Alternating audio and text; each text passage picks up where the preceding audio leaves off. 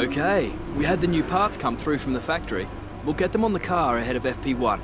Oh my goodness, that is probably the best news we could get all season. The ultimate ERS upgrade has gone on the car, meaning we can now go straight for the engine power upgrades for the Belgian Grand Prix. Welcome guys to a brand new episode of Career Mode. This is the Hungarian Grand Prix ultimate ERS car, upgrade going on the car.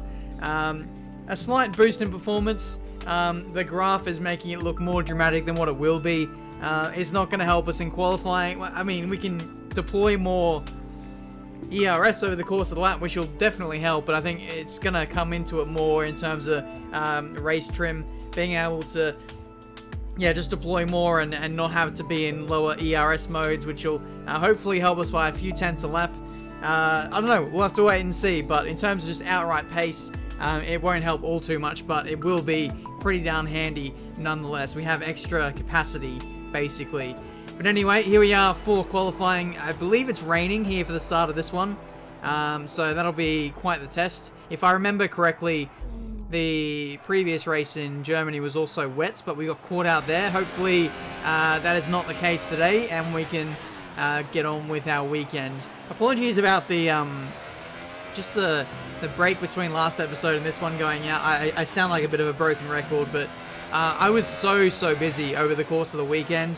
I had 2 league races to do, and I was also contesting my first 24-hour race on iRacing, which I did touch upon in yesterday's video for the league racing one. So if you want to see the 24-hour race, it's a bit all over the place with editing and how I'd structure that together. I'd have to pull bits from one of my teammates' stream and do some like post commentary over it. But if you still want to see it nonetheless, it's a pretty good story and just how it all came about. Oh, I'm overselling this, but over the course of 24 hours, you'll have a lot to talk about. Basically, that's what I'm trying to say. Anyway, if you want to see that video, please let me know. Anyway, qualifying, we're in P8, or we were in P8 after we did our last run. We go out at the end of the session now. Track is faster, but it's also more slippery, as you can see with the way the car is just sliding around all over the place. It's just getting to that point where intermediates are not quite at their optimal running conditions. They might be starting to overheat. I'm not too sure. You can see we're up by 2 tenths here. And if we improve, this might knock Lewis Hamilton out of Q1. Sorry, what was that voice? What was that structure of that sentence there? I don't know. It's just, my brain was having an absolute meltdown there, it seems. But we make it through to Q2. Lance Stroll right there with me. Again, it's still raining in Q2. I was actually thinking the track was going to be dry for this session, especially by the end here, which we're driving on now. But it's a shame that we can't showcase our dry weather pace. We have set the car up somewhat for dry conditions. It's basically my league racing setup from Hungary last week, but it's high downforce anyway because of the nature of the circuit, so it's not like the wet setup would be drastically different to what it is now. But anyway, we cross the line, we go P14. Unfortunately, with the timing of this, I wanted to complete this lap because it was a really good one, but now we've got caught behind Pierre Gasly. I wasn't able to overtake him on the straight, and now you can see we're just getting held up by him through the middle sector, and he's a car that's in 9th place. He's 9th place, effectively, and he's driving that slow. I don't get it. I really don't. Whenever you see the AI on track in front of you, they're crap, but when you don't see them, when they're out of sight, they're ridiculously fast. Like on the old F1 games, when someone would break it out into the lead, you never see them again. It's kind of like that. It's a bit weird, but anyway, we don't make it through to Q3. Not the end of the world, because we'll get to start on whatever choice of tyre we want for the race. Though in saying that, everyone else gets to do that too, because everyone qualified on intermediate tyres in Q2. So that's benefit out the window. So, no track position, difficult track to overtake, and everyone has free choice of tyre. This one might be difficult. It's always wonderful to come back to the lively Hungaroring. A popular destination this, nice and close to the beautiful city of Budapest, with some exciting racing to boot. Who can forget Michael Schumacher pushing his old teammate Rubens Barrichello up towards the pit wall in 2010, or those great races of 2014 and 2015 as well. We're almost ready to go then, and this is what the starting grid looks like for today's race. Kimi Raikkonen's perfect lap yesterday sees him start from pole position, and it's Lewis Hamilton alongside. Looking down the rest of the grid, we have Bottas, Vettel, Daniel Ricciardo and Hülkenberg, Alonso, Sainz, Gasly and Lance Stroll, Perez, Mr. Monaco, Stoffel van Dorn and Ocon, Magnussen, Leclerc, they've taken a grid penalty, Max Verstappen and Brendan Hartley, Ericsson and Roman Grosjean starts from the back of the grid. After the points finish last race, let's aim to keep the momentum going. Interesting looking grid for the start of this one, the Hungarian Grand Prix. Both the Saubers down the order. We've been promoted up a couple of places, and we might be able to gain some points on our championship rivals heading into the next race in Spa. So it's a crucial round for us, possibly the last one we have before we have a huge upturn in performance in terms of upgrades, but it's away we go now for the second half of the season. And it's not been a great start, to be honest. Just wheel spin off the line. We get mugged by Force India. Now the Saubers are looking to get involved as we're heading into turn one. Side by side with Gasly. Leaves plenty of space there. And we move into P10. I didn't even know where we started for this one. I'll be honest. I edited the video. But when I kind of just skipped over the starting position. So I didn't know where I actually started. So that's a problem. But anyway, it is still P10 for us. You can see we're going at the inside of our teammate here. Just had a little look on Stroll, and he actually left the space, surprisingly. I was just having a look, seeing if I could get close under brakes, and he just gave up the position. So I was like, okay, thanks for that one, pal. I might have to repay you for that either later on in the race or later on in the season when we're a bit more competitive. Who knows? But we're settling into this race now. We've already got people diving into the pits. This is Carlos Sainz, and he's going on to the soft compound tyres, which confirms to me he's on a two-stop. You cannot make your softs last to the end of the race from here. Mediums might be able to do it, but they'd be pretty battered by the end of this Grand Prix. There's one of the Saubers looking to make a move on Esteban Ocon there. Nothing really doing there, so he had to bide his time for at the moment. But, you know, for us, we weren't really that fast. At least versus some of those around us. You can see, again, this is another Sauber making a move. This is on my teammate, Lance Stroll. That's actually Leclerc making the move. So, nice to see that my teammate is helping me out here and putting up a huge fight. Not. I mean, at least he's consistent. At least he let me through very easily, and he lets my championship rival through very easily. Meanwhile, you can see he's closed the gap massively. A lot of people are starting to make their stops. And the tyre saving, tyre wear upgrades that Sauber is just really coming into fruition at the back end of this stint. And for me, I was kind of just in no man's land. I was slower than the cars in front of me, faster than those behind me, with the exception of the Saubers. So I was just settling into my own postcode, if you will, on the circuit. We just get out in front of our rival there, which is nice to see. Like a 1 or 2 second hold there would not have been good for our overall race time. But getting back on the circuit, you can tell this is going to be quite the battle for the remaining second half of this Grand Prix, with the amount of pace that he has and the lack of pace we have. But it is Hungary. It's quite hard to overtake. If we can just maintain track position on this start-finish straight, we could be able to keep him at bay all race, and to be a bit of a throwback to our, I don't know, Return to Glory series as we've done over the years, where we just absolutely park the bus, see if we can get some inspiration from the old days, and do the job. But we'll wait and see. It's looking pretty dire at this stage. Leclerc is just closing me in massively. You'll see as he crosses the line here. This is our personal best. It's an 18.4, but Leclerc just goes and smashes it by 8 tenths. 8 tenths, and he's in the mirrors already. I mean, how can you defend from this? How can you defend from the absolute rocket ship that is the Alfa Romeo Sauber? We'll see if we can get the nicest exit we possibly can off the final corner. That's not a great exit, is it? Seemed to bottle it under pressure, getting onto the curb there. I did the same with Greekmaster when he was right behind me at this kind of phase of the Grand Prix. Up the inside, we're trying to hold it there. Gave Leclerc a bit of a squeeze at the apex of turn 1, and we managed to hold position. Here's a replay from his point of view, around the outside. Very lead under brakes, he's got a lot of confidence. To be fair, I didn't squeeze him as much as what I thought I did, and he just kind of backed off very, very tentatively on the exit of turn 1 there, so very interesting. But the battle continues on the very next lap. Here he goes around the outside. He's got a much better track position heading into turn 1, but he stuffs it up with an almighty lockup, dropping back down to P8. Yellow flag up ahead. Yellow flag. Is that... It looks like a Red Bull, and a McLaren is overtaking them in the middle sector. So let's have a look at who it is. It is Daniel Ricciardo.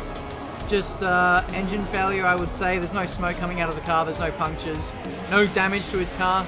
So it's entirely mechanical. The engineer is happy with that one. He thinks that's a brilliant move. So as long as he's happy, that's all that matters. Lap 22. Again, going defensive, trying to break the slipstream. Just giving absolutely no millimeter of advantage to Leclerc if I can. And we again keep him at bay. I think he locked up again into turn 1, so that's proving to be a real issue. If he keeps those lockups going, then his front tyre wear is not going to be great, and he'll be understeering pretty much everywhere. But looks like he's piling on the pressure again. He's closing up to the back of us. You know, closing and catching is one thing, overtaking is certainly another. And for the moment, we have the best of our former teammate here, Charles Leclerc. Let's have a look at the fuel. We're getting into the green. We started off with like -2 laps of fuel, so we're getting there in terms of fuel. But I don't know. He's just so fast on the straights, and if he just gets it right through turn 1, I think he might get us. This time he actually gets a bit of slipstream off of us. That was missed opportunity on my part. Here he goes around the outside. Surely he's got it this time. We go late under brakes actually, and very aggressive. That was very aggressive. Probably overstepped the mark there. We basically dive bombed him back here into turn 1. Locked the inside front. I was trying to get the position back, but that was too much. So we may have to look at giving him the position back. We'll have to wait and see. But I don't know. It's hard. Do you give the position back to your championship rival, or do you just let him overtake me again because he's got the pace anyway? Bit of contact, and that's us gone. We are out of this Hungarian Grand Prix. Charles Leclerc has taken matters into his own hands on the run into the middle sector. He had an enormous run. I don't know why he didn't just go to the inside. And he spun us out. We lost our front wing. I don't know if Charles has damage, but this is a huge moment in the context of this championship. Does he have damage? Does he have a penalty? Well, he does have damage. We have plenty of that too. But we certainly have to make a pit stop for the remainder of this race. Charles arguably could probably stay out and collect some points here, but controversy at the halfway point of this championship. The gap was there. It's pretty similar to me and Drop Bear, to be honest, but the gap closes. I spin. Whose fault is this? I really don't know. Like, when I was doing this live, it all just happened so quickly. I didn't think there was even the slightest overlap, and we paid the price, it seems. From what I know, Charles didn't get a penalty, and so he finished on, he carried on his merry own way. I had an absolutely abysmal race, pitted for hypers or ultras or whatever it is. Those tyres didn't make it to the end, and I had to make another pit stop and ended up in last. So yeah, very disappointing way to end the Grand Prix. Raikkonen wins, double Mercedes podium. Don't know what happened to Ericsson. He made his way through the field. He only collected a few points, but not many. But yeah, pretty frustrating race in the end there. Just what could have been. We could have gained some points. We at least could have scored some points today, but sometimes these things happen. That was the Grand Prix. Lance Stroll gets P8, 4 points, and Leclerc gets 6. So overall, not a good day. At worst, I think we would have finished 8th, and Leclerc wouldn't have moved up any more positions even if the contact didn't happen. But I'm just going to run down what happened in my race for the final few laps. Just very, very quick highlights. I didn't want to drag on this video too much longer, but I put on the fresh tyres, and I was mega, mega fast. Everyone else had medium tyres on. I was on the ultras, and I was just absolutely steaming through the field, making dive bombs left, right, and centre. You could just see visually how much faster I was versus some of those around me. It was quite ridiculous. I literally felt like Superman going through some of these high-speed corners, setting purple laps left, right, and centre. But The problem was I put these tyres on too early. There was 10 laps left to go in this race when I put on the ultra soft tyres. And you guys know this from league racing, that these tyres are only good for about 5 or 6 laps. And as soon as I made some overtakes, the tyres were gone. But yeah, we'll get back to that in a second. Sebastian Vettel had a puncture. And then unfortunately, Fernando Alonso came and cleaned him up. He was making his way off the circuit. He was nearly to salvation. He was off the circuit essentially, but Alonso had no chill. In a McLaren, down in wherever the hell he was, KO'd himself out of the race. And here, this was the downfall for us. Only 5 laps into the stint on the Ultras, and they were, I don't know, they were cheese, basically. Grated cheese, mozzarella, whatever you wanna, whatever your delicacy is. The tires were melted. But anyway, that was the race. Raikkonen wins from the 2 Mercedes. You guys know this, you saw that from the podium, but there you go. That was the race. Thank you guys so much for watching. Leave a like if you enjoyed. Subscribe to the channel if you're new. Let's see plenty more racing game content. Championship wise, moved down to P10, so lost some points there to both. I don't know, a few people moved up. I can't quite tell who overtook us, but there was quite a bit of movement in the championship either way. But yeah, not the greatest day. We lost some points in the championship now. We absolutely need to start winning from the next race onwards in Spa. Hopefully the upgrades go on the car, and that can save our bacon. It's time for another interview with Claire. The fans really seem to enjoy that. You made it look easy. It wasn't the cleanest race today, was it? The fans enjoyed me crashing. You love to see it. You left a lot of paint on the walls today. Were you struggling for grip, or did you just misjudge some corners? I didn't misjudge any corners. Great. Well, that's everything. I misjudged the space between me and my championship rival. That's about it. But there you go. We take a bit of a hit in the rivalry. Not like it really matters. But I think we're going to win against Lance Stroll anyway. Ocon gets some points on us. That one will probably be the rivalry to watch. But after we get some upgrades on the car, we should be able to soar past the Force India with ease. But resource point wise, 1600. We'll be able to do quite a few upgrades in this episode, but we might be limited by what we can actually do because chassis-wise, there's not really anything we can do. Downforce, we've kind of tackled all the major ones that I want to tackle. So it all comes down to the engine, and unfortunately, the only thing in our path right now is a minor power upgrade, which you can see right there. It's kind of, it's just unfortunate the way that the tree is shaped. We had to go through ERS to get to the power upgrades. We've got 2 minors there and then a major on the far left. I'd love to do the major one right now. We have the points to do that, but the structure of the game prevents us from doing that. So we have to play the waiting game for now, get that on the car in time for Spa. Monza, hopefully get that second minor upgrade on the car, and then that major power upgrade. I don't know when that'll go on, but hopefully we can get that on by like Mexico. That would be pretty important for us.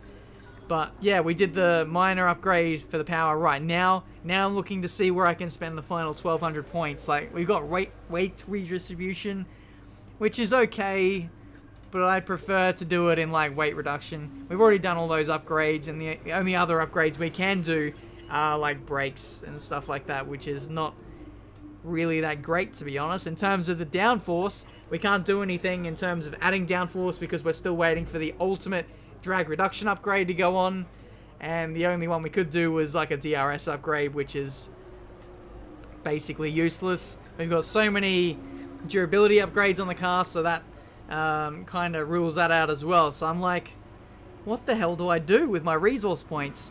So I thought in the end we'll go for department efficiency, upgrade that a couple of times, or are we going to go for quality control? Maybe quality control is probably the way to go, so that we make sure that the parts don't fail. That's literally all we have to upgrade, guys. That's how far we're getting in this tree. Just a bit of a logjam at the moment. We can't do anything else, but that's the way it goes. But there we go. That was the Grand Prix. Sorry about all the waffling. Just thought I'd explain the situation with the car and the upgrades. A lot goes on behind the scenes, and sometimes it just gets edited out and you don't see it. But I thought I'd comprehensively explain everything that's going on so that you guys know what's happening with the car. But there we go. That's this episode for today. Hopefully you guys enjoyed. Leave a like if you did. Subscribe to the channel if you're new to see plenty more racing game content. Spa is going to be a keystone race for us. Whatever way you look at it. We need to win. We need to have these upgrades go on the car. And we need to start making some inroads on our championship rivals. Honestly, if we don't do that next episode, I think that might be kaput for our championship hopes. But there's a lot riding on that race. Hopefully it all goes our way. How many races do we have to go after Spa? We have 1, 2, 3, 4, 5, 6, 7, 8, 9 to go. Let me know what you think is going to happen. Honestly, I still have no idea. There's still plenty of twists and turns to come. Maybe reliability dramas. Maybe more crashes for me. It remains to be seen. Hopefully you're enjoying anyway. Until the next one, the Belgian Grand Prix. I'll see you next time.